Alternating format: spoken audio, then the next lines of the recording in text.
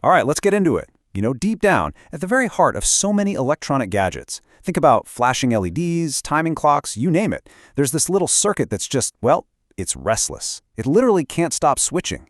So today, we're going to pull back the curtain on this amazing little thing, the Astable Multivibrator. And that's the big question, isn't it? I mean, how do you even build something that's designed to be unstable? How do you create a circuit that just flips back and forth, over and over, all by itself, without anything telling it what to do? It's a fun little puzzle. Well, to figure that out, we've got to wrap our heads around this idea of a continuous switch. It's this whole category of circuits that, you guessed it, just never, ever settles down. Okay, so when most people hear oscillator, they probably picture something like this smooth, wavy sine wave you see on the left. And that's cool, but that is not what we're building today. Nope, we are after the signal on the right, that sharp, boxy, square wave. That's the signature of what's called a relaxation oscillator. And that right there, that's our target. So this continuous switch has a fancy name, the Astable Multivibrator. And if there's one thing you remember, it's this: 0 stable states. Think about a regular light switch. It's happy being on or it's happy being off. This circuit, it's never happy. It's designed to be unstable, constantly forcing itself from one voltage extreme to the other, again and again and again. So what makes it so restless? What's the secret sauce? Well, the engine driving this whole operation, the real heart of the machine, is a super clever circuit called a Schmitt trigger. Okay, so the core of this engine is that little triangle symbol. That's an op-amp, or operational amplifier. It's like a Swiss Army knife for electronics. And here's the trick. We use something called positive feedback. Now, you've probably heard of negative feedback, right? That's what you use to make circuits stable and well-behaved. We're doing the exact opposite.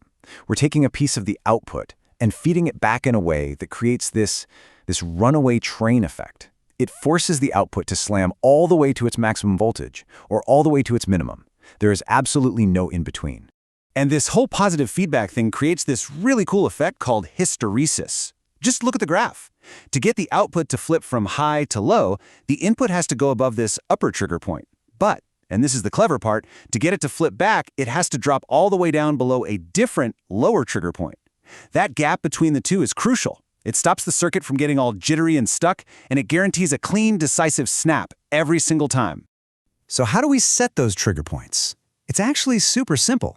We just use a couple of resistors, R1 and R2, to make a voltage divider. The ratio between them, we call it beta, is what sets those exact upper and lower thresholds. It's how we get in there and tell the engine precisely when we want it to flip. All right, so we've got our super fast, snappy switch, the Schmitt trigger. But there's a problem. Right now, it just sits there waiting for us to tell it to flip. To make this thing automatic, we need to add a timer. We need to give it a heartbeat, a pacemaker. And here it is, the final brilliant piece of the puzzle.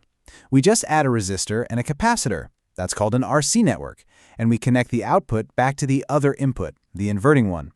What this does is create a time delay. The circuit is now literally talking to itself, feeding its own input. And just like that, our manual switch becomes a fully automatic, self-running oscillator. So how does this little pacemaker actually keep the beat? It's all about this elegant, continuous loop. Let's walk through one full cycle together, step by step. Okay, let's freeze frame the action. Imagine the output is slammed high at its positive max. Current starts flowing through that resistor and begins charging up the capacitor. Just picture a bucket filling with water. That's the capacitor's voltage, VC. It's just slowly, steadily rising, creeping up towards that upper trigger point we designed.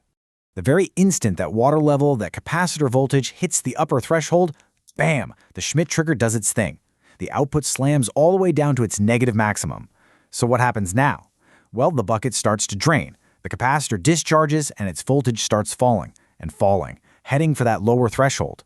And as soon as it hits it, bam, the whole thing flips back again, and the charging cycle starts all over. It's just this endless loop. And this right here, this is the beautiful result of that endless dance. You can see it perfectly. On the top trace, that's the capacitor's voltage, that classic shark fin shape, charging and discharging right between our two trigger points. And look at the bottom, that's our output. You can see how the capacitor's rhythm perfectly controls the timing of that crisp, clean square wave. It's just elegant. Okay, that's all the theory, and it's pretty cool. But let's get our hands dirty, right? How do we actually use this to design something real? Let's say we need a circuit that oscillates at a specific frequency. Let's shoot for a nice round 1 kilohertz. Believe it or not, this entire elegant process can be boiled down to this one master equation. It looks a little wild, but all it's saying is that the time period of the oscillation, T, is totally determined by our resistor, R, our capacitor, C, and that resistor ratio we talked about, beta. This formula is our control panel. It gives us absolute power over the speed of our oscillator. Yeah, I know. That first equation looks kind of scary. But check this out. Here's a little engineering secret. If we just make our two feedback resistors, R1 and R2, the exact same value, something magic happens. Our beta value becomes a simple 1/2, and poof, that big complicated formula collapses into this much friendlier version. Now it's just T equals 2RC times the natural log of 3. Way, way easier to work with. And with that simplified formula in our pocket, designing our 1 kilohertz oscillator is basically a 3-step recipe. It's super easy. Step 1, pick a common capacitor value you have lying around, like 0.1 microfarads. Step 2, just do a little algebra to rearrange the formula to solve for the resistor, R. In step 3, plug in our numbers. Our target time is 1 millisecond, and we just crunch the numbers. The calculator spits out about 4.5 kiloohms. See? It's that simple. So let's put together our shopping list. We need those 2 equal resistors for the feedback. Let's use 10K ones. We need our 0.1 microfarad capacitor, and we need that 4.5K resistor. Problem. 4.5K isn't a value you can just go buy. So here's the real pro tip. Instead of a fixed resistor, grab a 5K potentiometer. That's just a variable resistor. Then you can just twist the knob and dial in the exact resistance you need for a perfect 1 kilohertz signal. And ta-da! Here it is. The complete blueprint. The final schematic with every single part value laid out. You could build this right now, and it would spit out a reliable 1 kilohertz square wave all day, every day. How cool is that? We went from just a few ideas to a complete working design. All right, before we wrap up, let's just do a super quick summary of the big ideas here. So what are the main takeaways? Number 1, the core of this thing is a Schmitt trigger for the snap action switch, plus an RC network for the automatic timer. That's the architecture. Number 2, there's a master equation that lets us calculate the timing precisely. And number 3, our design shortcuts make the feedback resistors equal to simplify the math, pick your capacitor value first, and use a potentiometer to really dial it in. That's the whole playbook. And that really brings me to a final thought for you. These simple, elegant little circuits, they are literally the hidden heartbeat inside so many things we use every day. So now that you know the secret, now that you know how they work, where do you think they are? I mean, look around. The blinking light on your router? The clock in your microwave? The click-clack of a turn signal on a car? Once you know what to look for, you realize they are ticking away absolutely everywhere.